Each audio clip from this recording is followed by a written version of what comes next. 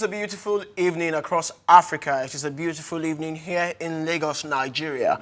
And I'm sure it's a beautiful evening anywhere you are, anywhere you're seeing this program. This is Football Africa, and my name is Adeoye Salem. Well, we're coming to you a little behind schedule. You know, things happen. This is the way of the world. But we're going to change out. We promise you next week we'll make things better for you. All right, now, on Football Africa today, we'll quickly go into the highlights. We'll start with news about Andre Ayew. First of all, Andre Ayew has signed a new deal for Marseille for one more season as the current contract runs out next summer. Andre has signed a new contract and is hoping to be on top form. He's been a player that has done exceptionally well for Marseille, and we're hoping now that he signed a contract extension well.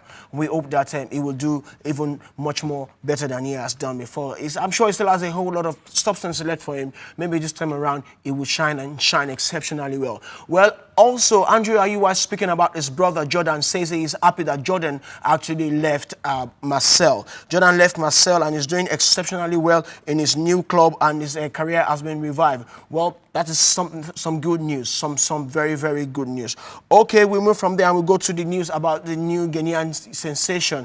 He's one very lovely player who's been doing exceptionally well, and right now it's called the Eye of Roma. And Roma is saying yes, they would like to sign Baba Rahman. Baba Rahman is a Ghanaian defender who's doing really, really well, and they're saying, okay, we will sign him. News has it that Rahman is the one player who has done exceptionally, and for his club, Augsburg is their number one player, is the best player for this season. Well, let's see what happens after that. Of course, now we go to that ageless one, Rabah Maja. A lot of us, if you are very familiar with African football, you would remember Rabah Maja from OGS 90 when he dealt with Nigeria. I don't want to go into that because that can actually be painful. Well, Rabah Maja actually had to recount his experience and when he won the Intercontinental Cup and said that particular cup meant so much to the fans, and that the only feeling that can be compared to that is actually is like the Independence Day feeling. Well, Rabah Maja is one player we would love to see another player like that for Algeria,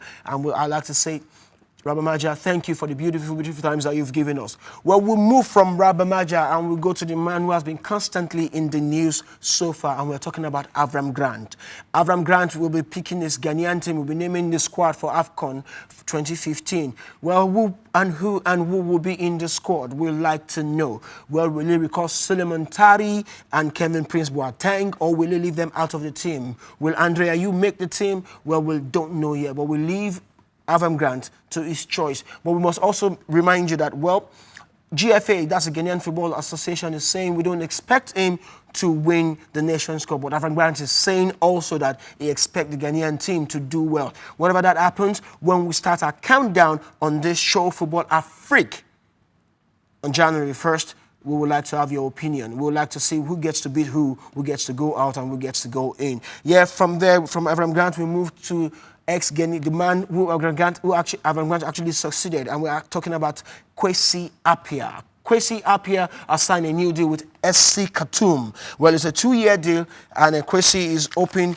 to do exceptionally well for the Ghanaian national, for SC Khartoum. Well, we'd like to see how that turns out. If we remember, Kwesi was sacked during the Nations Cup qualifier, and right now he's picked a new job with SC Khartoum, and we would like to see how that turns out. We're wishing the best of times in Sudan. And of course, from there, we move to the Kenyan Premier League. Well, at some point in time, we told you that the Kenyan League, the Kenyan Premier League, did not know who or the number of teams that will be playing in the league. But right now, they have actually signed a new deal with Super Sports. Yes, a new media rights deal. But that deal is still turning them apart, because right now the the Football Kenya Federation is saying that they do not know about that deal, and so they are not in support of it. Well, this shouldn't be happening in Africa right now. We all are supposed to work in tandem. That's we're all supposed to work as brothers or sisters. We're supposed to work as one to make the league, to make football in Africa progress.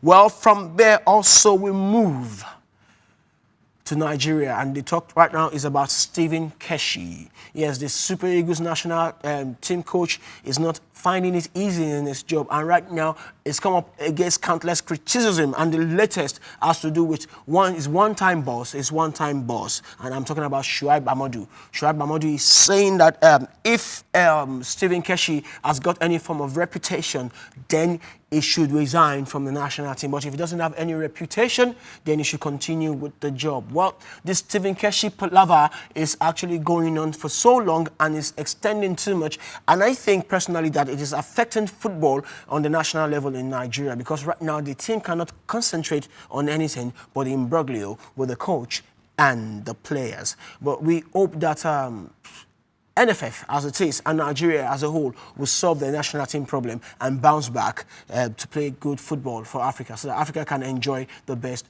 of football. Well, this is Football Afrique. Don't forget, you can always follow us on our social media. On Facebook, it is facebook.com/myr2tv. On Twitter, it is at r2_TV. And on Instagram, it is at r2tv. And don't forget, the hashtag is Football Afrique. We'll go on a short break now. When we come back, we go into details. Is female football still relevant in Africa?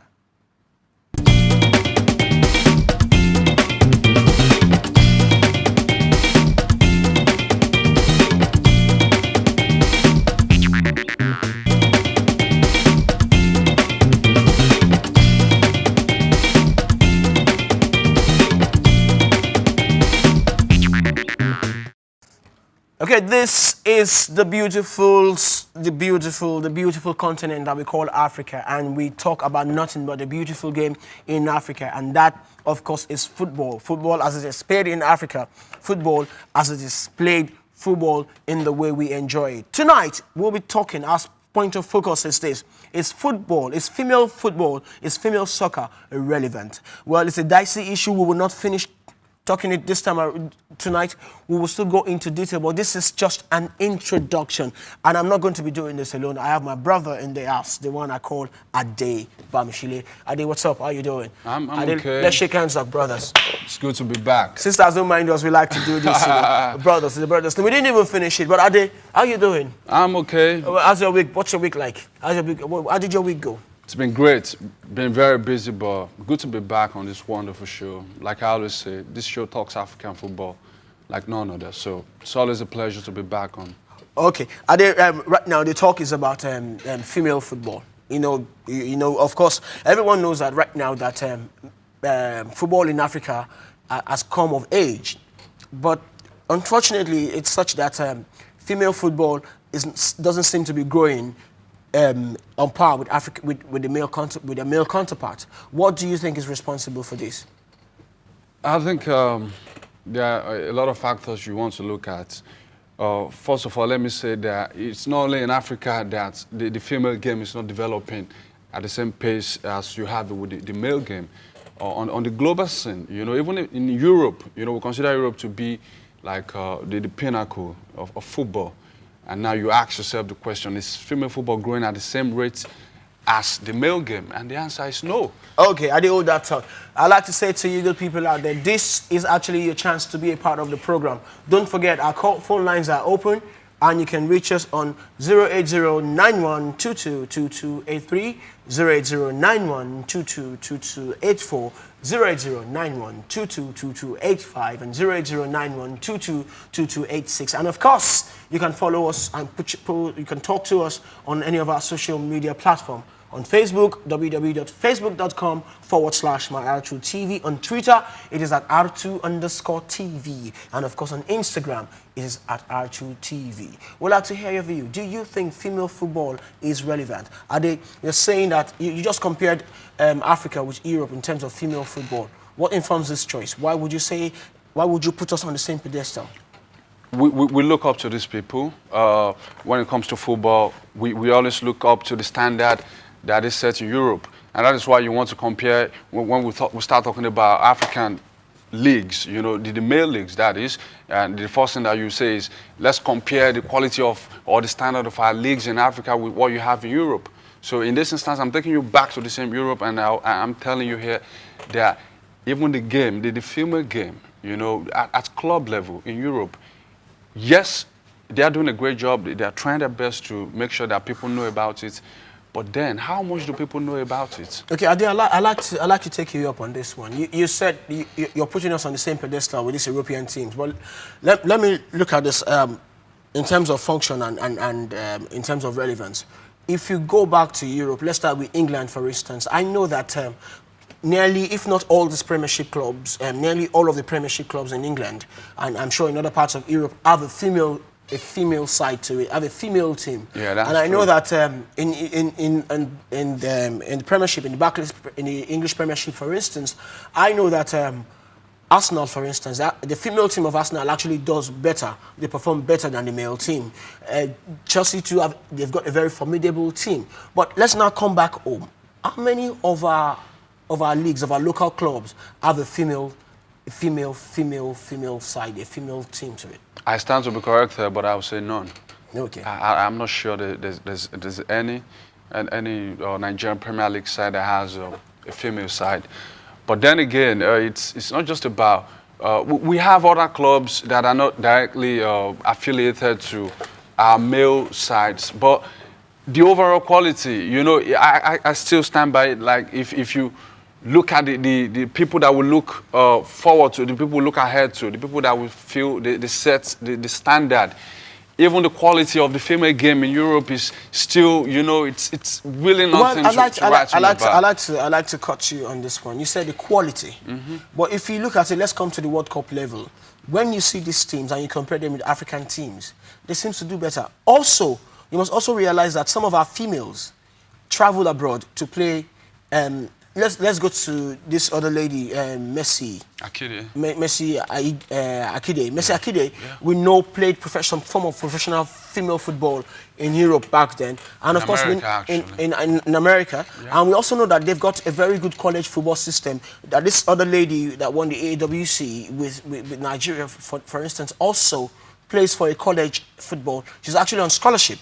Yeah. Now they seem to have a strong developmental program that progresses into the national team. You know, like we said, in America, you know, I think in America there's sort of, they have more passion for female football than male football. Now, if you talk about American football on the male level, you know, you look at the club sides, are they forced to be reckoned with? You look at the ongoing Club World Championship. Is there an American side competing? But even the club that is representing South America, that comes from that zone, the CONCACAF side, yeah. Is it an American side? It's not an American side. But then on the female side, they are doing well. They're doing quite well, and that's why the Nigerian former Nigerian international you mentioned earlier, she excelled while playing in America. But then again, you still have to bring it back to Europe. There's do you know there's a women's Champions League that goes on in Europe? Yes. How much do you know about it? Oh, okay. Now that's where you also have to talk about the media. You see, the thing is this: we seem to have taken soccer as a male game, and that's actually understandable because of the origin of football. But beyond the origin, just think that we're looking at gender inequality in this case. I would not actually, you know, tilt to the side of gender inequality. I'll just put it this way. Football happens to be one of the few sports that is dominated by men. There are few sports, or nearly all sports? Not all sports. Not all sports. Nearly all, not all. Well, but I could mention a few sports that, you know, you would say that there's as much coverage for the male game. And you know, you have equally as much coverage for the female side of it, like tennis. You know, in tennis, you talk about Grand Slams, and you know, the male side gets good coverage, and the female side gets good coverage as well. But when you come to football, I don't know. Would you say it's gender inequality? It's just maybe I would say it's a bit unfortunate. You know, I've always seen football as a game for men, right from its inception. So I think that kind of plays a role in this whole thing. Okay, for our good viewers out there, are they saying that people naturally feel that football is a game for men? I'd like to take you up on this one. Do you think it is so? Well, whatever, I'd like to take your opinion. Do you think that football is strictly a masculine game? Is a game purely for men? Well, put your comment up on Twitter, on Facebook, on Instagram, and also you can also call in. Remember the numbers to call in will scroll on your screen, but I'd like to take them again for our benefit. It's 080-9122-2284, 0091222285, 0091222286. Of course, now, Ade, you're saying it's not a case of gender inequality, but recently, during the week or during this week or so, I can't remember the exact date. The WTA, that's the Women Tennis Association, just signed a new deal that that improved their media rights. They signed a new deal for whooping $300 and something million. I can't remember the exact price right now. But before that deal, there have been speculations, there have been talks across board that it's time they bring the prize money. They'll put it on equal pedestal with the male folk, because they play the same kind of game, they put in the same kind of training, they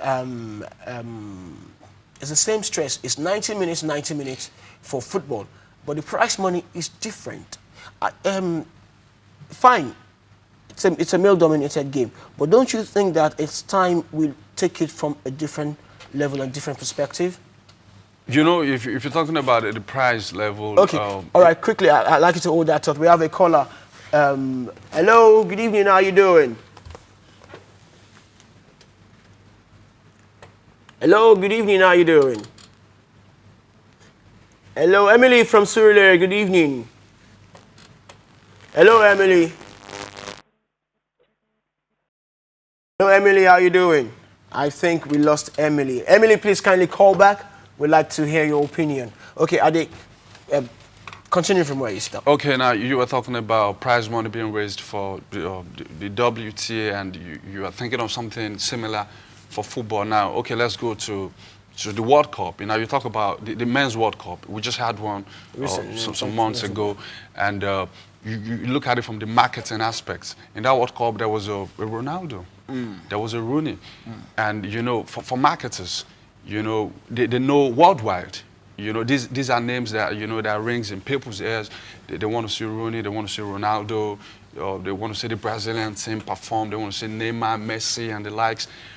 No disrespect to the filming game, but how much do people really know about, you know, these female players? Don't you also think, this is it, Ronaldo, Messi, and all the rest, they become cult figures. Don't you think this is also a fault of the media in a way that the media can actually shift focus and also bring the female game to another level in terms of focus? They can try, but it can't be on par. Why? It can't, because, you know, there are a whole lot of reasons responsible. I must bring it to your notice. Maybe I need to bring it to you that the Cristiano Ronaldo, the Messi, and all the rest of it. I think personally that they thrive more on female marketing. You think so? Okay. Yes, it's you have a point there. Why can't it be? Mind you, let me remind you. You know, these female fans that they have is not because they don't know much about football. You know, there's this argument that Ronaldo is, if I can use the word, he's a sexy player, if you can put it that way. He's a sexy player. Yes, and he has lots of female fans. And if you even ask these fans, you know, these fans of Ronaldo in quotes, these female fans of his, how much of football do they know? Okay, but we've got sexy female, if you want to use the word sexy, we've got sexy, beautiful-looking female players. Are you now saying that men... Let me put it to you. Let me put it to you. Can you just name a couple? Maybe just give me 2 or 3 names. Now you're putting me on the spot. I'm not. I'm just saying. You know, you put in an argument in. You see, I don't have. It's you know, it's something we want to see the female game thrive. You know. Okay. But then I still have to maintain and say that no matter how much you try, you can't bring it on par. Okay. You know, in tennis, they've really gone a long way in tennis. You know, they've really tried, and you know, kudos to the people who run tennis. The ITA, the ITA, the WTA, the WTA, the PGA, what now? I'm trying to go through this in my head now. Kudos to all of them. ATP, yes, yeah. Thank you. God bless you for that. Now, the ATP, kudos to all of them. They've done a good job. As much as FIFA is trying, you know, there are still certain things that, you know, they just can't seem to find a way around when it comes to bringing an equality between the male game and the female game. So okay. I think... Okay, if you were in a position where, okay, right now I need to make a recommendation on how to move the female game forward, what would be the recommendation? What would be your recommendation?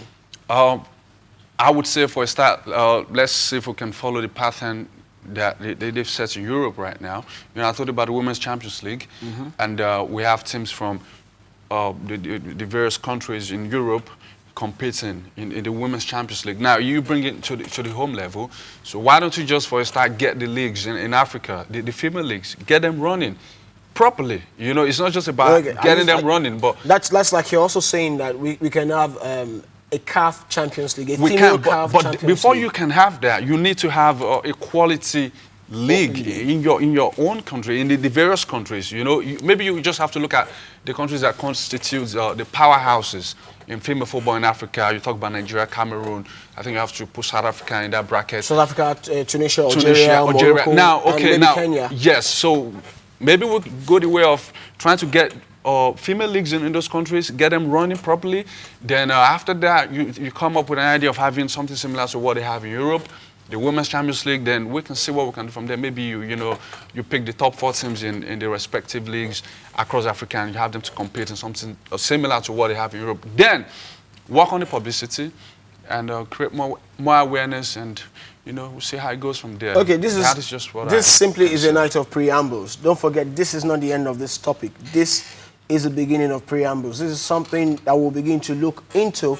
We would tear apart. We would actually really dwell on, because really, it's strange to see that a game that attracts so much male attention suffers when it comes to females. And some say that females actually watch more TV than their male counterparts. But unfortunately, they don't seem to watch... Not as much football. But they don't seem to watch football the way they have, the way the male counterparts will watch football. They don't. You know, we see the leagues in Europe. You've gone the way of using the European example, one. You've also said that we can actually make the local leagues function well. But I'd like to ask you this.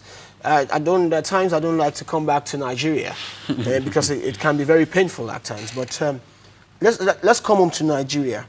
First of all, we lost our local leagues.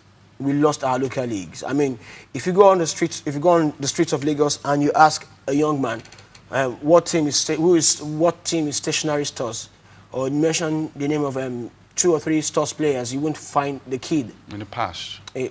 We're talking about presently. Stores, you mentioned stores. Stores, stationary stores in the past. And you say Kano Pillars, you say Enyimba. We'll find it difficult to mention. And now you say, okay, who's the highest goal scorer in the local league? They don't know. Well, ask such kid, who's the highest goal scorer in the English Premiership? They'll tell you without thinking about it. It tells you Sergio Kun Aguero. Now, do you think in a league that has been messed up, the way our local leagues have been messed up, do you think that the female league have a chance? First of all, we have to get it right with our league. When I say our league, I mean the professional league. So we have to start getting it right from that place before we can now say, okay, we want to move to the female league.